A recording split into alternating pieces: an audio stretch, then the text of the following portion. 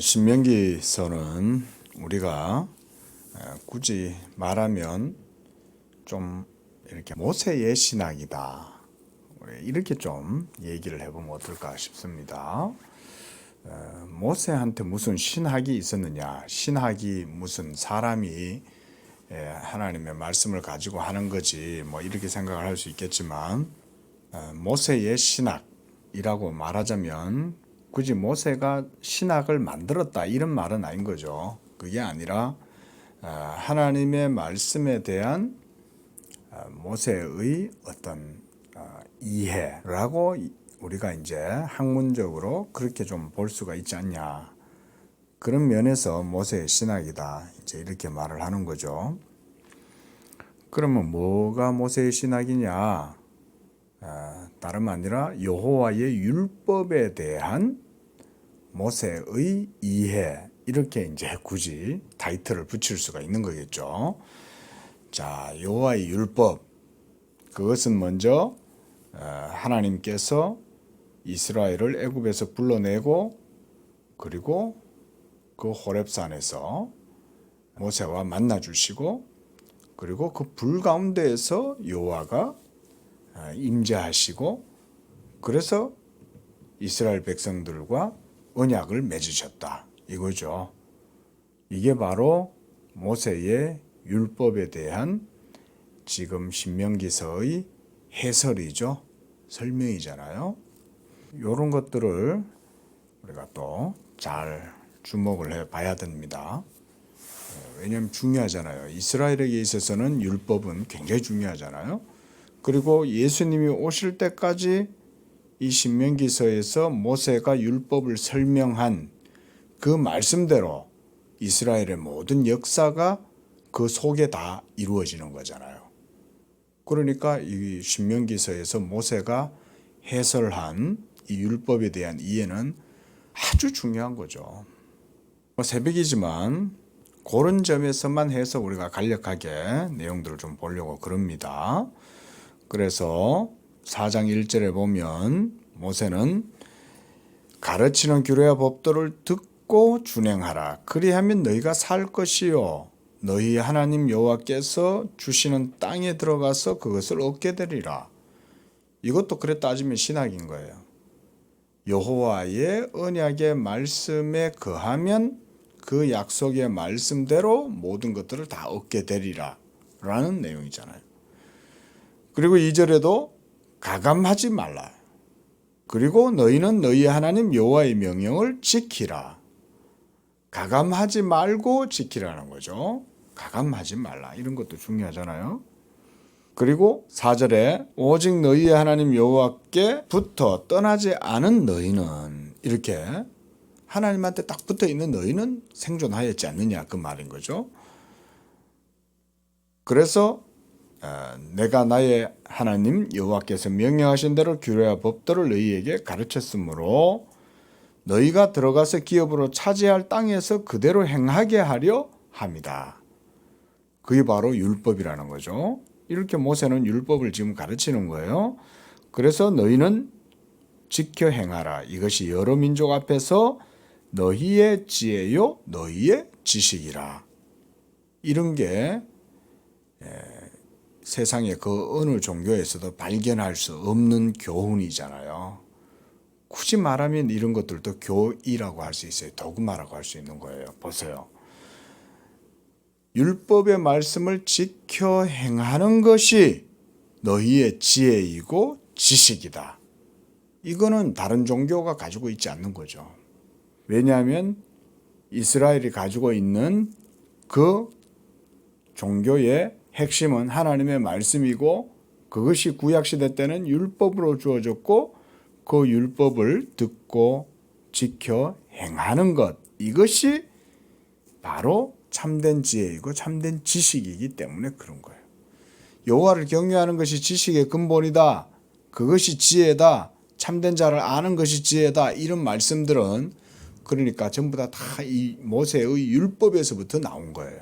그게 바로 너희의 지혜요 지식이라고 말씀하잖아요. 그래서 그 밑에도 바로 보세요. 이 모든 규례를 듣고 이르기를 이 큰 나라 사람은 과연 지혜와 지식이 있는 백성이로다. 라고 세계의 모든 민족은 말할 것이다 라는 거예요. 바로 지혜와 지식이 있는 백성이다. 그 지혜와 지식의 핵심은 예수 그리스도죠. 예수 그리스도지만은 아직까지는 율법의 실체가 드러나진 않았죠. 그럼에도 불구하고 율법 자체가 하나님의 말씀이기 때문에 이렇게 하는 거죠.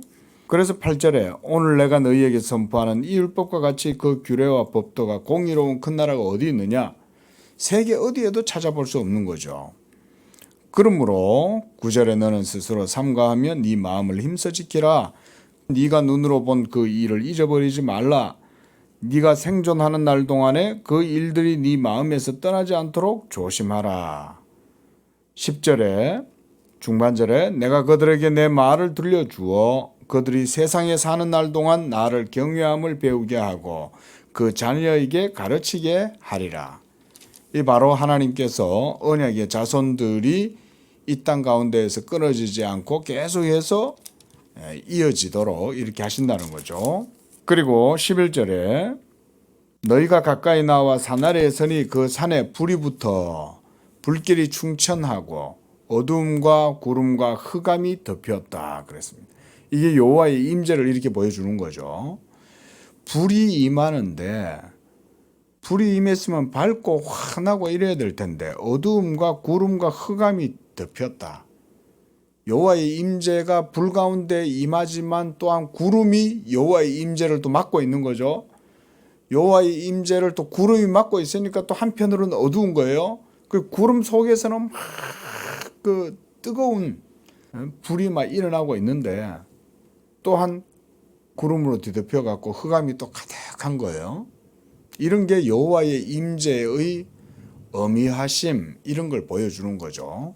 맹렬하심을 보여주심과 동시에 어미하심이 나타나고 그 어미하심 속에서 여호와의 영광이 나타나고 여호와의 영광이 또 이 구름을 통해서 가리워지고 이렇게 되는 거예요. 왜냐하면 여호와의 영광이 다 나타나면 다 죽는 거예요, 그냥.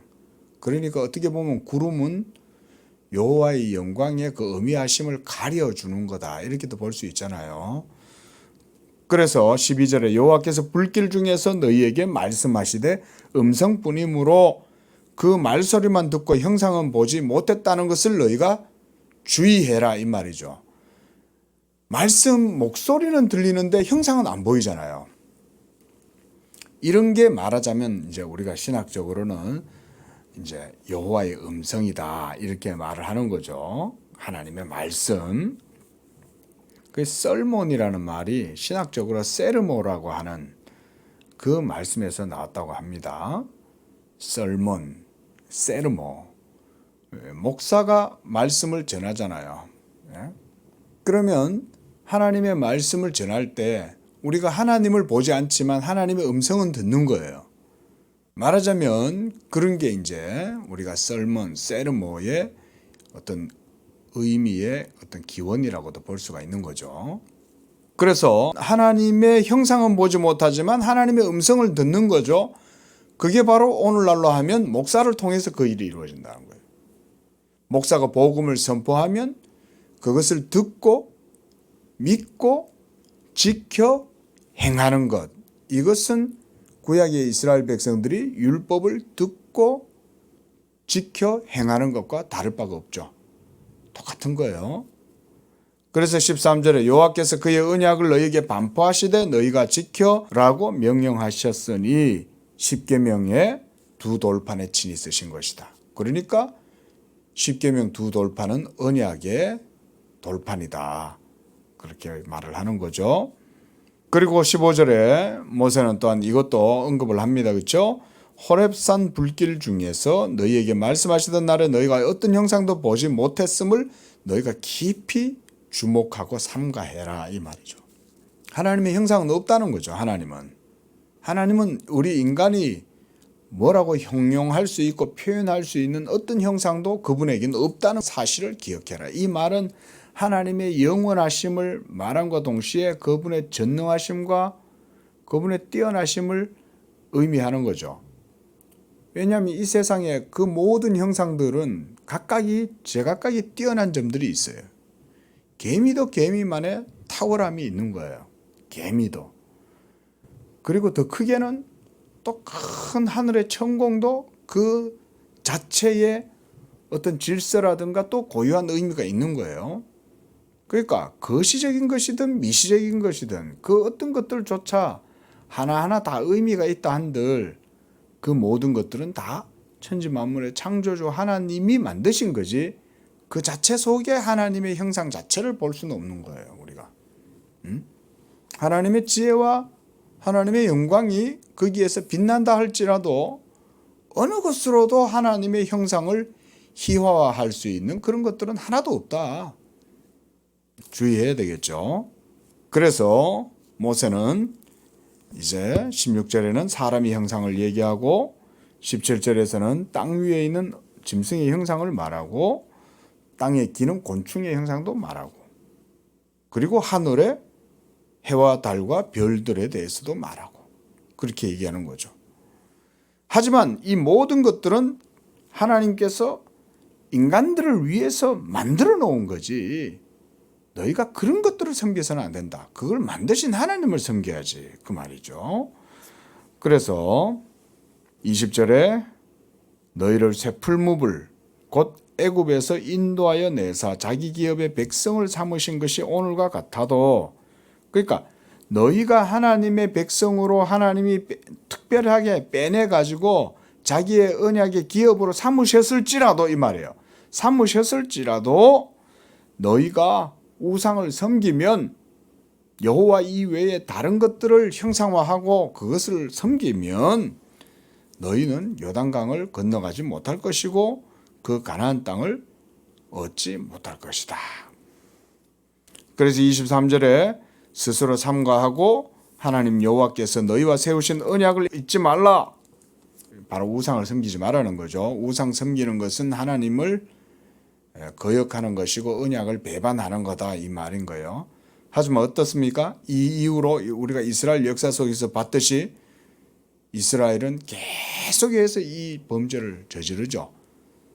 사사시대 때도 그 일을 하고 그리고 사울과 다윗이 세워지고 솔로몬 시대부터 이르러 가지고는 솔로몬 시대 때부터 또 계속 그 짓을 하죠. 솔로몬도 하나님이 그때까지만 다 은혜를 주는 거죠. 왜냐하면 왕이신 그리스도를 보여주기 위해서. 그래서 솔로몬 때까지만 하나님이 이스라엘의 그 영광을 보여주는 거예요. 그리고 난 이후로부터는 어때요? 이스라엘이 남북왕국이 분열되면서 계속해서 또 우상의 범죄에 빠져들어가잖아요. 그러니까 모세가 이렇게 얘기한 때로부터 다윗의 시대에까지 뭐 얼마나 오랜 시간이 안 걸리는 거예요. 내 하나님 여호와는 소멸하는 불이시여 질투하시는 하나님이시라. 하나님은 결국은 차마 못 보신다 이 말인 거죠. 질투하신다는 말은 자기에게 돌려야 될 영광을 자기 백성이 다른 것에다가 그 모든 영광을 돌린다. 하나님이 그걸 못 보신다 이 말인 거예요. 그게 질투하신 하나님이신 거죠. 왜? 하나님은 완전하고 의로운 분이고 영광스러운 분이기 때문에. 그래서 26절에 천지를 불러 증거한다 그러는 거예요. 이런 게 우리가 이제 이사야서에도 나오잖아요. 그죠? 내가 하늘과 땅을 불러서 천지 만물을 불러서 증인으로 삼노니 그러잖아요. 우리가 지난주에 봤죠. 그래서 내가 너희를 27절에 여러 민족 중에 흩을 것이다. 29절에 네가 거기서 네 하나님 여호와를 찾게 되리니 마음을 다하고 뜻을 다하여 그를 찾으면 너희가 만나게 될 것이다. 여기에서 하나님의 언약의 신실함을 남겨두는 거죠.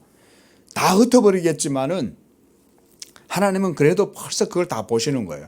그래도 하나님의 인자하심과 자비하심이 있기 때문에 흩어졌는 그 여러 나라들 중에서라도 내가 너희를 결국은 모을 것이다. 이런 의미가 벌써 이 속에 들어있죠. 이런 게 벌써 모세의 신학이라는 거예요. 이런 게. 벌써 모세는 율법을 해석하면서 이런 내용들을 설명을 해주고 있는 거잖아요. 장차 그렇게 될 것이다. 대단한 이런 이제 이 모세니까 이렇게 하는 거죠. 그리고 이 모든 일이 너희에게 임하여 환난을 당하거나 끝날에 네가 너의 하나님 여호와께로 돌아와서 그의 말씀을 청종하게 되리니 이렇게 말하잖아요. 이게 바로 하나님의 언약의 신실하심인 거죠. 너희는 반드시 율법을 다 어길 거야. 모세도 알고 있는 거예요. 어떻게 될 건지. 그러니까 모세가 임종하기 전에 백성들한테 이렇게 지금 막 미리 책망을 하는 거예요. 어떻게 보면 화를 내는 거예요. 화를. 이 약한 것들아. 하나님이 얼마나 너희들한테 향해가지고 자비롭고 은혜로우신데 너희가 그 살아계신 하나님을 영광을 돌리지 않고 우상을 섬기고 불순종하고 악을 행하고 너희가 그렇게 악한 종자들이야 라고 이렇게 막 화를 내는 거예요. 그러면서도 모세는 그럼에도 여호와께서 자비로우셔서 너희들에게는 끝까지 자기의 언약을 신실하게 행할 거다. 그게 어떻게 이루어졌어요? 바로 그 결정체가 예수 그리스도를 통해서 이루어진 거죠. 모세는 그런 것까지 다 바라보고 있는 거예요. 그리고 이런 모세의 관점, 퍼스펙티브는 이후에 이스라엘의 모든 선지자들에게 그대로 해석이 연결되는 거예요. 그러니까 선지자들도 이스라엘 백성들을 막 책망하잖아요. 그들의 불순종과 불신앙을 책망하고 악함을 막 진노를 선포하면서도 하나님의 또 은혜가 선포되잖아요. 이런 것들이 벌써 모세에게서부터 시작이 되는 거죠. 그 다음 이제 5장에서는 십계명에 대한 말씀입니다. 그래서 1절에 보면 하반절에 듣고 배우고 지켜 행하라 이런 거예요. 이런 게 중요한 거죠. 자, 이게 지금 우리의 예수 믿음하고 같아요, 틀려요? 같죠? 복음을 듣고 믿어. 그리고 믿음으로 지켜. 이렇게 되겠죠. 그리고 믿음으로 행하라 이 말인 거죠. 믿음으로 행하는 거죠. 이런 것들이 벌써 모세에게서 벌써 그런 면에서는 신학의 발전이 보이는 겁니다. 그리고 2절에 호렙산에서 우리와 언약을 세우셨다. 이게 바로 모세의 십계명이라 그랬습니다. 자, 넘어가서 이제 십계명 내용은 따로 보진 않겠습니다. 자, 24절에 우리 하나님 여호와께서 그의 영광과 위엄을 우리에게 보이심에 불 가운데 나오는 음성을 우리가 들었고 하나님이 사람과 말씀하시되 사람이 생존하는 것을 우리가 보았나이다. 놀라운 일을 본 거죠. 특이하고 기이한 일을 본 거예요. 온 우주 만물의 창조자. 이건 블랙홀보다 더하신 존재 아니에요. 하나님은. 우리 인간은 하나님을 모르니까 블랙홀을 자꾸 상상을 하잖아요. 빅뱅을 생각한단 말이에요. 하나님을 모르니까. 그러나 사실은 특이점이라고 하는 거는 바로 이런 거라고 할 수 있는 거예요. 과학자들이 말하는 특이점이라는 게 우리가 성경적으로 말하자면 우리가 한안해서 표현해보자면 이런 표현이라고 볼 수 있는 거예요. 인간들한테는 하나님은 특이한 분이죠. 말하자면. 유일한 거예요. 한 분이죠. 그분 외에는 없죠. 그래서 하나님이 사람과 말씀하시되 그 사람이 생존하는 것을 우리가 보았다. 불 가운데에서 하나님을 만나는 사람이 어디 있어요? 없잖아요. 오로지 하나님의 택한 백성 이스라엘 외에는 없죠. 자, 불 가운데 여호와를 만나는 이런 장면이 신약에도 목격이 돼요. 어디예요? 혹시 생각나세요? 신약 시대 때 불 가운데 여호와를 만나는 장면, 그게 어디에서 나타나요? 사도행전이죠. 사도행전에서 성령이 임할 때 불의 혀 같은 것이 임했다 그랬잖아요. 그들이 불 가운데에서 막 여호와의 임재를 경험한 거 아니에요? 그 우리가 찬송도 불러 그러잖아요, 그렇죠? 예? 그때 불이 그들의 위에 막 이렇게 불 가운데에서 그들이 성령의 은혜를 받는 거죠. 그 불이 임해도 안 죽는 거죠. 근데 타서 죽을 수 있고 그 여호와의 그 임재 앞에서 죽임을 당할 수 있음에도 불구하고 백성들이 죽임을 당하지 않는 것을 본 거죠.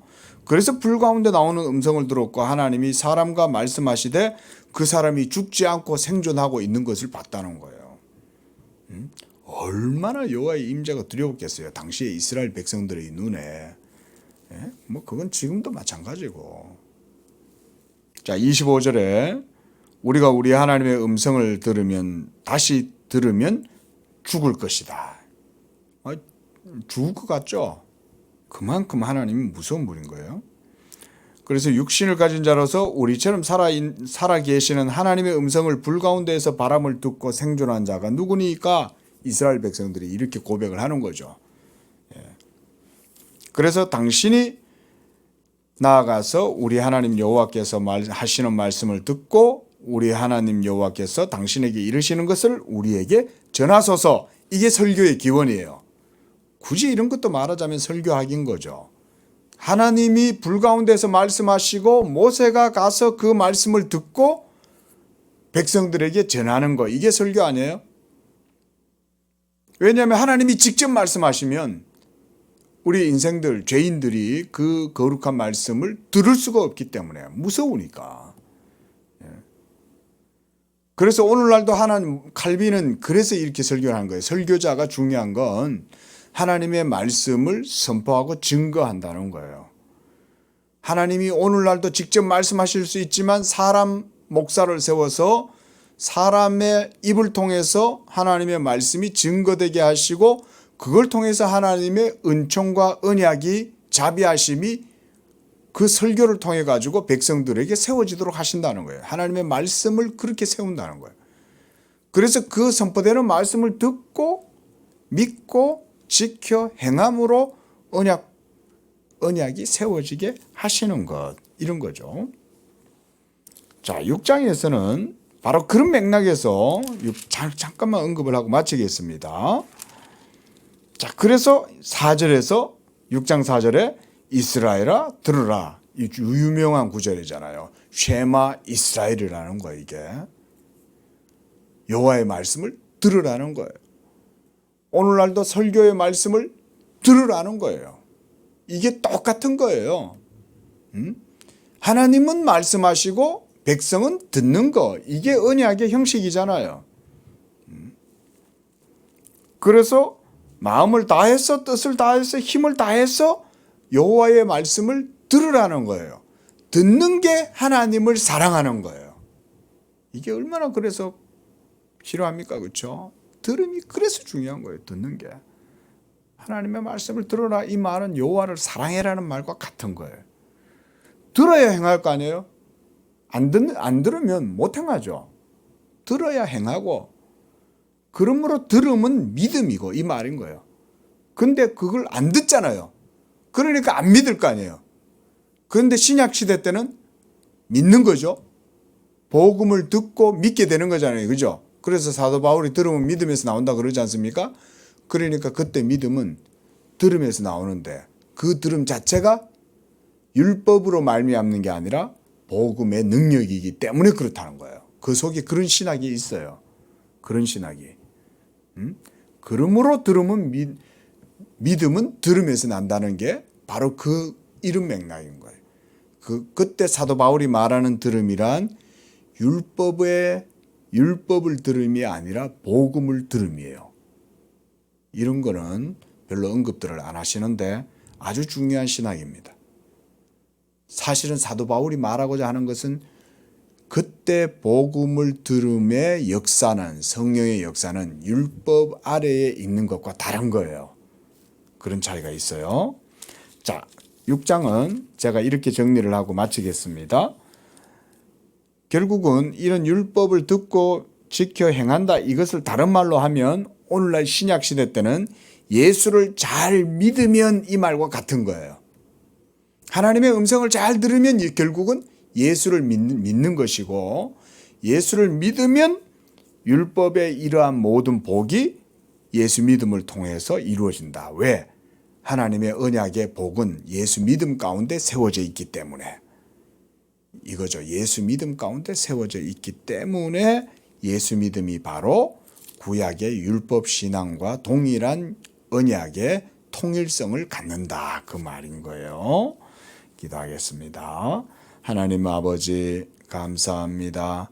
이렇게 죄악된 세상 가운데에서, 천하 만민 가운데에서 하나님의 음성을 듣고 믿음을 갖게 되고 하나님을 아버지라 하고 성령을 받고 이런 일이 세상 어디에 있겠습니까? 그러나 예수 믿음을 통해서 오늘날 이와 같이 주께서 우리를 이방인 가운데 불러주시고 하나님의 백성 삼아 주셨고 하나님이여 예수 믿음으로 그 은혜 가운데 서 있는 믿음으로 서 있는 그 은혜에 들어감을 얻게 하시니 감사합니다. 하나님 아버지여 이와 같이 오늘도 예수 믿음으로 하나님께 영광 돌리고 여호와의 언약 가운데 거하며 믿음으로 하나님과 동행하는 한 날 되게 해 주옵소서. 예수님의 이름으로 기도합니다. 아멘.